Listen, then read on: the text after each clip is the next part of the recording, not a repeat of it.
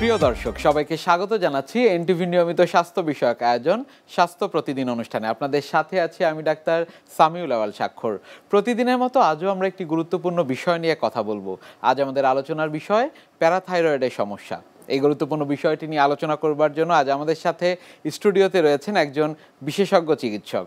চলুন দর্শক, অনুষ্ঠানের শুরুতেই পরিচিত হয়ে আসি আমাদের আজকের অতিথির সাথে। ডাক্তার শামীম আল মামুন 1979 সালের জানুয়ারি মাসে টাঙ্গাইল জেলায় জন্মগ্রহণ করেন। তিনি 2004 সালে বগুড়া মেডিকেল কলেজ থেকে MBBS ডিগ্রি অর্জন করেন। এরপর তিনি চিকিৎসা বিজ্ঞানে উচ্চতর এমফিল ডিগ্রি লাভ করেন।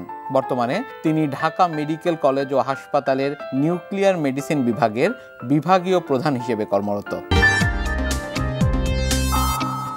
আপনাকে স্বাগত জানাচ্ছি আমাদের আজকের এই আয়োজনে।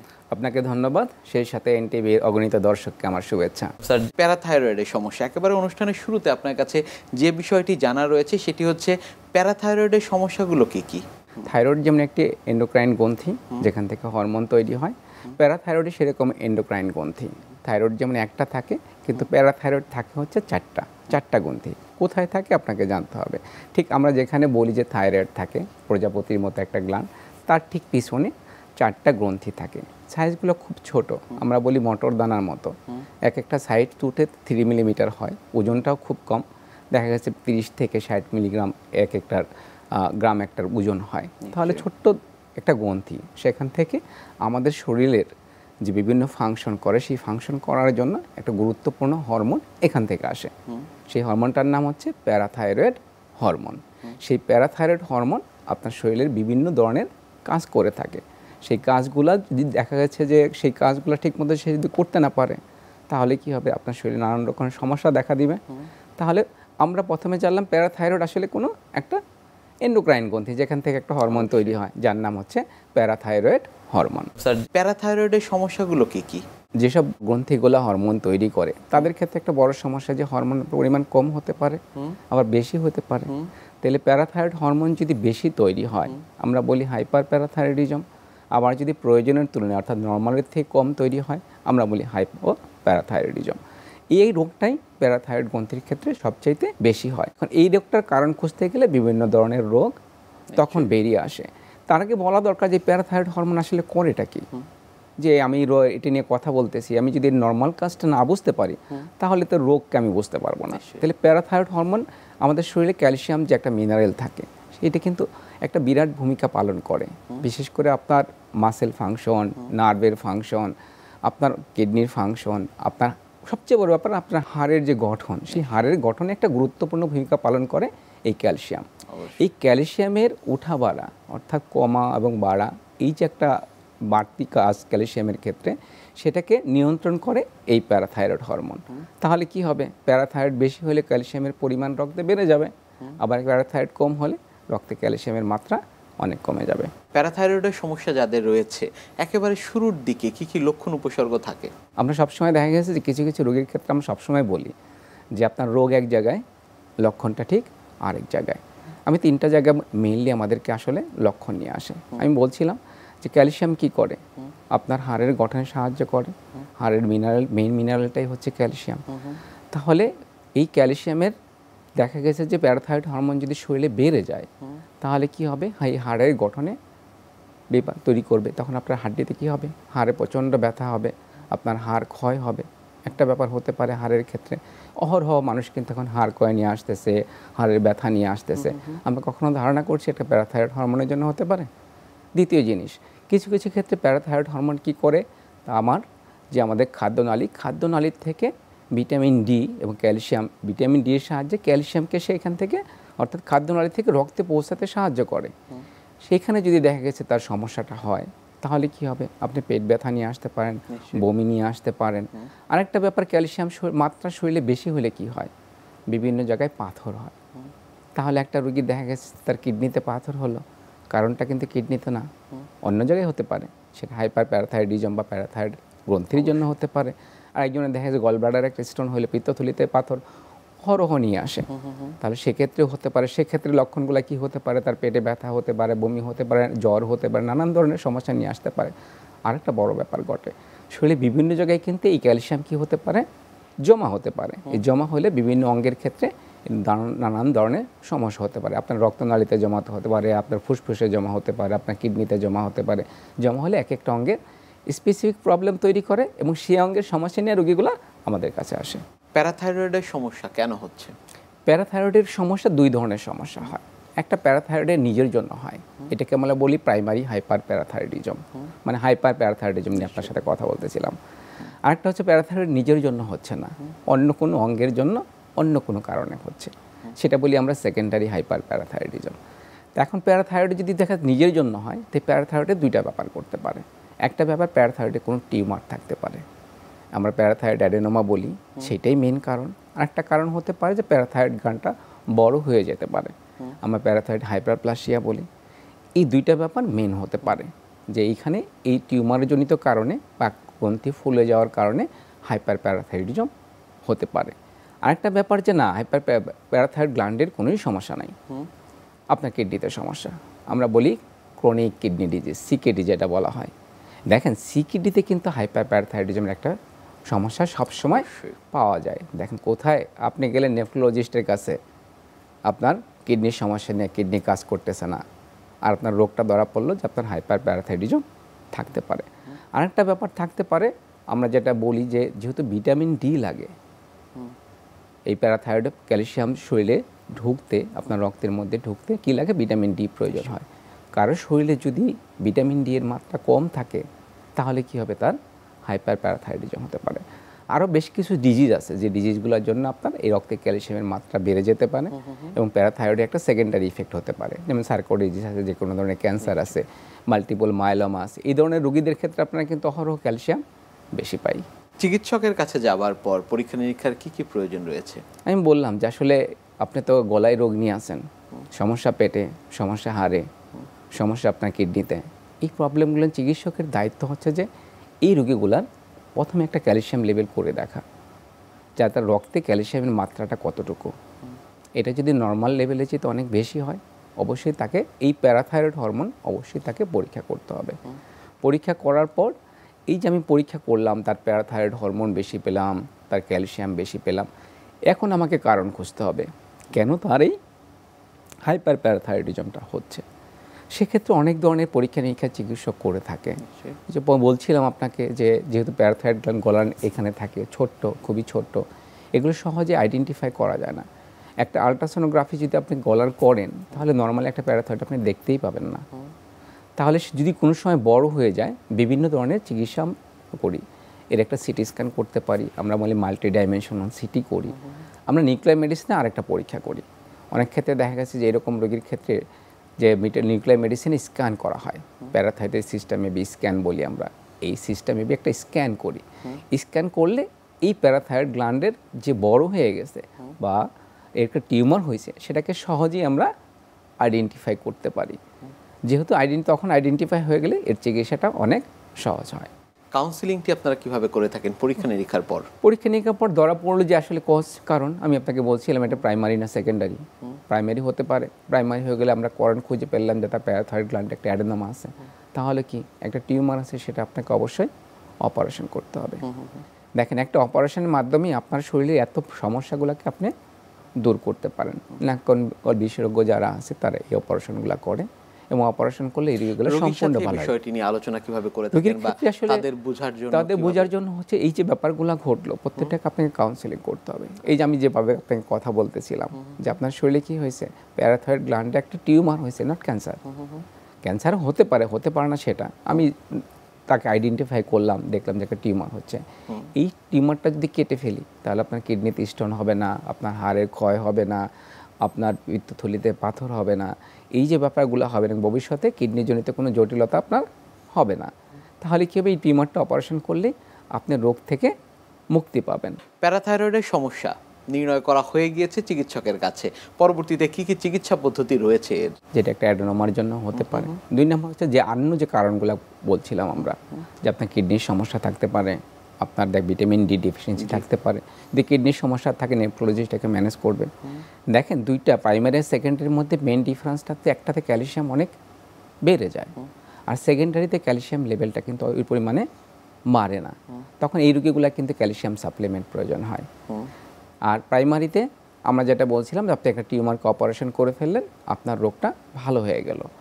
আবার বলছিলাম যে বিভিন্ন ধরনের অন্য রোগের কারণে আপনার এই প্যারাথাইরয়েডিজম হতে পারে, তাহলে কী হবে, সেই ক্ষেত্রে সেই রোগগুলোর চিকিৎসা করতে হবে।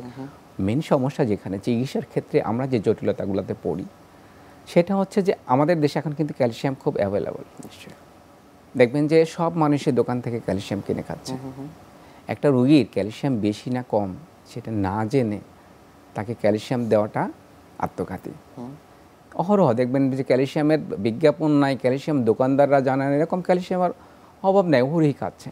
একটা রোগীর হাইপার প্যারাথাইরয়েডিজম আছে, তাকে যদি আপনি, সেটা প্রাইমারি, তাকে যদি আপনি ক্যালসিয়াম সাপ্লিমেন্ট দেন তাহলে কি হবে, তার এই ক্যালসিয়ামগুলো তার শরীরে বিভিন্ন জায়গায় জমবে, তার কিডনিতে পাথর হওয়ার, পিত্তথলিতে পাথর হওয়ার সম্ভাবনা অনেক বেশি বেড়ে যাবে।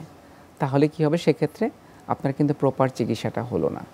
তাহলে রোগীরাই যে যত্রতত্র ক্যালসিয়াম কিনে খাচ্ছে, এসে খাচ্ছে, এটার একটা বিশাল আপনার তাদের সাথে একটা কাউন্সিলিং প্রয়োজন বা তাদের একটা সচেতনতা প্রয়োজন যে আমরা যত্রতত্র ক্যালসিয়াম খাবো না। আবার ক্যালসিয়াম, এই যে ক্যালসিয়ামের মাত্রা, রক্তে ক্যালসিয়ামের মাত্রা, প্যারাথাইরয়েড হরমোনজনিত সমস্যা আছে কিনা সেটা না জেনেও চিকিৎসকের পরামর্শ ছাড়া কখনই আসলে ক্যালসিয়াম খাওয়া ঠিক না। কারণ একটা প্যারাথাইরয়েড হরমোন সেই অঙ্গের রোগের জন্য আপনি যে যদি হাইপার প্যারাথাইরয়েডিজম তার হয়ে থাকে, তাকে ক্যালসিয়াম সাপ্লিমেন্ট দিচ্ছেন, এই সাপ্লিমেন্টটা রোগীর মৃত্যুর কারণ হতে পারে। কেন হতে পারে আমি বলছি, আপনার হৃদযন্ত্রের, হার্টের রক্তনালীতে যদি ক্যালসিয়াম ডিপোজিশন হয় তাহলে কি হবে, আপনার হার্ট অ্যাটাক হবে। আপনার ব্রেনের রক্তনালীতেও কী হতে পারে, ক্যালসিয়াম ডিপোজিশন হতে পারে, ওখানে জমা হতে পারে, আপনি স্ট্রোক করতে পারেন। এতগুলা জটিলতার সম্মুখীন আপনি হতে পারেন। বয়স যাদের 50 ঊর্ধ্ব কিংবা 60 ঊর্ধ্ব রয়েছে তারা দেখা যাচ্ছে বিভিন্ন ধরনের ক্যালসিয়াম সাপ্লিমেন্ট খাচ্ছেন কোনো চিকিৎসকের পরামর্শ ছাড়াই, তাদের ক্ষেত্রে পরবর্তীতে কি সমস্যা হতে পারে? আমাদের ক্যালসিয়াম খুব দরকার, সেটা আমরা জানি, বিভিন্ন খাবার থেকে আমরা পাই, কিন্তু এই যে আপনার ক্যালসিয়ামের মাত্রাটা না জেনে যত্রতত্র ক্যালসিয়াম কিনে খাওয়াটা, আমি বলছিলাম যে অনেকগুলো সমস্যার আপনি সম্মুখীন হতে পারেন। কারণ কি, এই যে হাইপার ক্যালসিমিয়া, সেটার কারণ একটা হতে পারে হাইপার প্যারাথাইরয়েডিজম। প্যারাথাইরয়েড গ্রন্থির জন্য আপনার যে রক্তে ক্যালসিয়ামের মাত্রা এমনিই বেশি, তারপর আপনি যদি বাইরে থেকে ক্যালসিয়াম সাপ্লিমেন্ট গ্রহণ করেন সেটা আপনার মৃত্যু ঝুঁকি অনেক বাড়িয়ে দেবে না।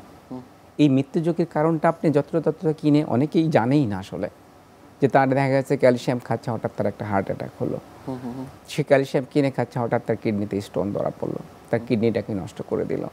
এই যে ব্যাপারগুলো রুগীগুলো জানে না, মানুষ জানে না, তাহলে তাদের একটা সচেতনতার প্রয়োজন আছে যে আমরা যত্রতত্র ক্যালসিয়াম সাপ্লিমেন্ট কিনে খাবো না। আসলেই আপনার শরীরে ক্যালসিয়ামের ঘাটতি আছে কিনা সেটা নির্ণয় করা আগে জরুরি।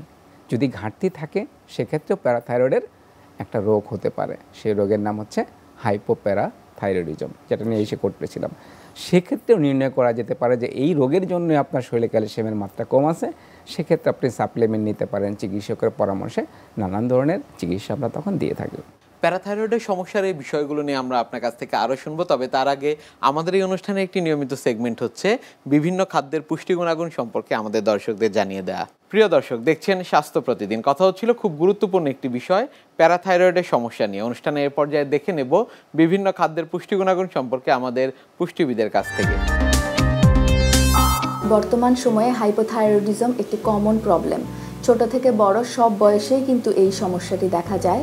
থাইরয়েড গ্ল্যান্ড যখন শরীরের চাহিদা মতো পর্যাপ্ত পরিমাণে থাইরয়েড হরমোন তৈরি করতে পারে না, তখনই কিন্তু হাইপোথাইরয়েডিজমের লক্ষণগুলি শরীরে প্রকাশ পেতে থাকে। এই লক্ষণগুলির মধ্যে ওজন বেড়ে যাওয়া, চুল পড়ে যাওয়া, কনস্টিপেশন হওয়া, কারো কারো ক্ষেত্রে ডিপ্রেশনে ভোগা এবং অনেকের ক্ষেত্রে কিন্তু হার্ট রেট কমে যাওয়া ইত্যাদি কিন্তু দেখা দিয়ে থাকে। আর অনেকেরই ধারণা দর্শক যে শুধুমাত্র ঔষধ গ্রহণের মাধ্যমেই এই হাইপোথাইরয়েডিজমকে নিয়ন্ত্রণ করা সম্ভব, কিন্তু আসলে কিন্তু তা ঠিক নয়। কারণ ঔষধ গ্রহণের পাশাপাশি কিন্তু কিছু কিছু খাবার নিয়ন্ত্রণেরও প্রয়োজন হয়।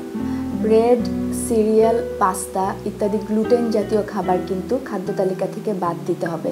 তাছাড়া সয়া জাতীয় খাবার যেমন সয়া মিল্ক, টোফু ইত্যাদিও কিন্তু নিয়ন্ত্রণে রেখে আমাদের খেতে হবে। তাছাড়া শরীরে উত্তেজনা সৃষ্টি করে যেমন চা, কফি, গ্রিন টি ইত্যাদির খাবারও কিন্তু ইত্যাদি পানীয় কিন্তু আমরা বেশি পরিমাণে খেতে পারবো না, কারণ চা গাছের পাতা কিন্তু মাটি থেকে প্রচুর পরিমাণে ফ্লোরাইড শোষণ করে, যা কিন্তু আপনার হাইপোথাইরয়েডিজমের লক্ষণগুলিকে বাড়িয়ে দিতে পারে। তাই অনেকেই কিন্তু যারা বাড়তি ওজন আছে তারা কিন্তু প্রচুর পরিমাণে গ্রিন টি পান করে থাকেন।